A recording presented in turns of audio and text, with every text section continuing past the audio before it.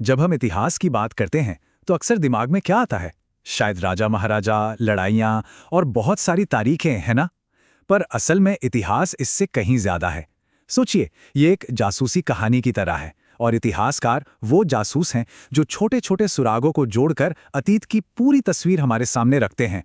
तो आज हम उन्हीं औजारों के बारे में जानेंगे जिनका इस्तेमाल लिए इस मजेदार पहेली को सुलझाने में करते हैं। तो सवाल ये उठता है कि आखिर ये सुराग हैं क्या? जब कोई चश्मदीद गवाह ही नहीं है, तो इतिहासकार गुजरे हुए वक्त की कहानी को दोबारा कैसे बनाते हैं? वो कौन से तरीके हैं जो हमें उन घटनाओं को समझने में मदद करते हैं जो हमसे सदियों पहले हुई थी? चलिए पता लगाते हैं। सबसे पहले समझते हैं कि इतिहास है क्या। देखिए, इतिहास सिर्फ ये रटना नहीं है कि क्या हुआ, बल्कि ये पता लगाना है कि कोई घटना कैसे हुई और क्यों हुई। ये लगातार सवाल पूछने और उनके जवाब खोजने की एक कला है। और पता है, मजे की बात यह है कि हिस्ट्री शब्द खुद अपनी कहानी बताता है। ये शब्द यूनानी भाषा के शब्द हिस्टोरिया से आया है, जिसका मतलब ही होता है जांच करना या पूछताछ करना। तो इतिहास की बुनियाद में ही एक जासूस की तरह सवाल पूछना और सच्चाई तक पहुंचना शामिल है। और इसी जासूसी की परंपरा को शुरू करने का श्रेय जाता है हेरोडोटस को। इन्हें इतिहास का पिता भी कहा जाता है।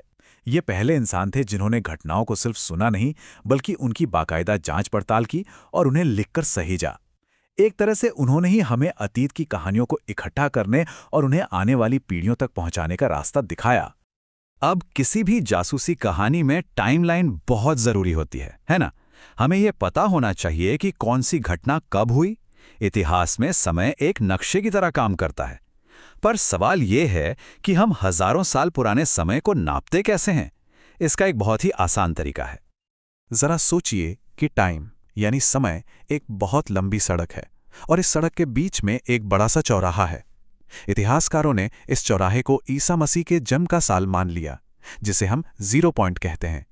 अब इस पॉइंट से पहले का जो भी समय है उसे हम कहते हैं ईसा पूर्व या बीसी, और इसके बाद के समय को कहते हैं ईसवी या एडी।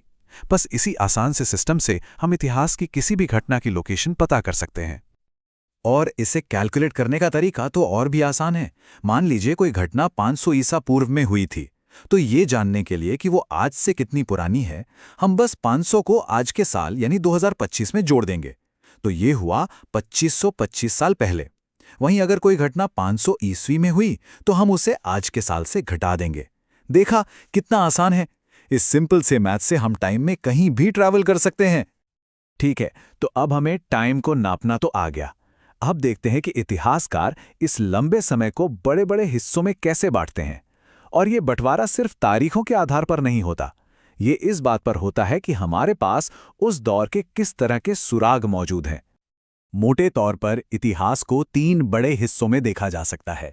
पहला है प्रागैतिहासिक काल। ये वो दौर है जब लिखने पढ़ने का कोई सिस्टम ही नहीं था। हमें सिर्फ पत्थर के औजार, पुरानी हड्डियां या गुफाओं में बने चित्र मिलते हैं। दूसरा है आद्य ऐतिहासिक काल।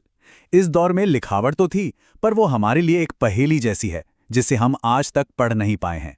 और तीसरा है ऐतिहासिक काल, जब से हमें ऐसे लिखित रिकॉर्ड मिलने लगते हैं जो हमें अपने अतीत की कहानियां सुनाते हैं। इसे उदाहरण से समझते हैं। जैसे पाषाण काल यानी स्टोन एज प्रागैतिहासिक है, हमें वहां से कोई लिखी हुई चीज नहीं मिली। सिंधु घाटी सभ्यता आद्य ऐतिहासिक है।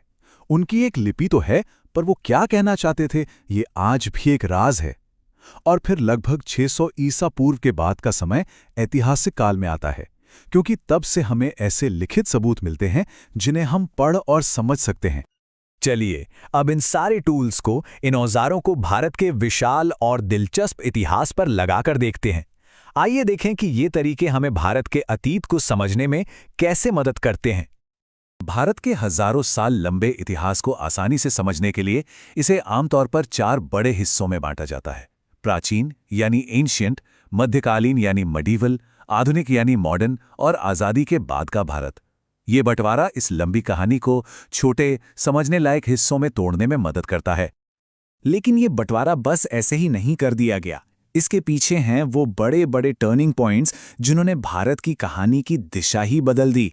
जैसे 712 ईस्वी में सिंध पर अरबों का हमला हुआ, जिसने भारत में एक नई संस्कृति और एक नए दौर की शुरुआत की जिसे हम मध्यकालीन युग कहते हैं। फिर 1707 में औरंगजेब की मौत के साथ ही शक्तिशाली मुगल साम्राज्य कमजोर पड़ने लगा और यूरोपीय ताकतों को पैर जमाने का मौका मिल गया। यहीं से आधुनिक युग की नींव पड़ी और आखिर में 1947 में आज़ादी ने सदियों की गुलामी का अंत किया और एक नए भारत का जन्म हुआ। ये वो मोड़ हैं जहां से कहानी एक बिल्कुल नई दिशा ले लेती है। अब एक और बहुत ही दिलचस्प सुराग देखते हैं, हमारे देश के अलग अलग नाम।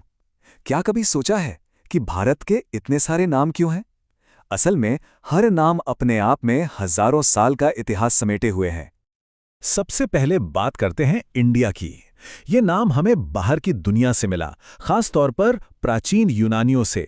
वे सिंधु नदी को इंडस कहते थे और उनके लिए इस नदी के पार की जो जमीन थी वो इंडिया बन गई। ये नाम दिखाता है कि दुनिया हमें सदियों से कैसे देखती आई है। दूसरी तरफ भारत नाम की जड़ें हमारी अपनी मिट्टी में बहुत गहरी हैं। माना जाता है कि ये नाम एक बहुत पुराने और शक्तिशाली कबीले भरत के नाम पर पड़ा, जिनका जिक्र हमारे सबसे पुराने ग्रंथों में से एक ऋग्वेद में भी मिलता है। और फिर आता है नाम हिंदुस्तान। ये नाम फारसी इतिहासकारों के साथ आया और ख़ास तौर पर दिल्ली सल्तनत के समय में बहुत ज़्यादा इस्तेमाल होने लगा। ये नाम हमें मध्य एशिया के साथ भारत के गहरे रिश्तों की याद दिलाता है। और सबसे खूबसूरत बात यह है कि ये सारी ऐतिहासिक परतें आज भी हमारे साथ हैं। भारत के संविधान का पहला अनुच्छेद ही कहता है, इंडिया जो कि भारत है।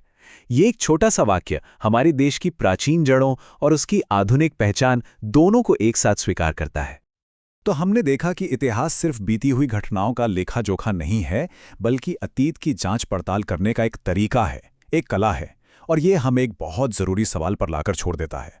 अगर इतिहास हमें अतीत के बारे में सवाल पूछना सिखाता है, तो अपने आज को, अपने वर्तमान को बेहतर ढंग से समझने के लिए हमें आज कौन से सवाल पूछने चाहिए?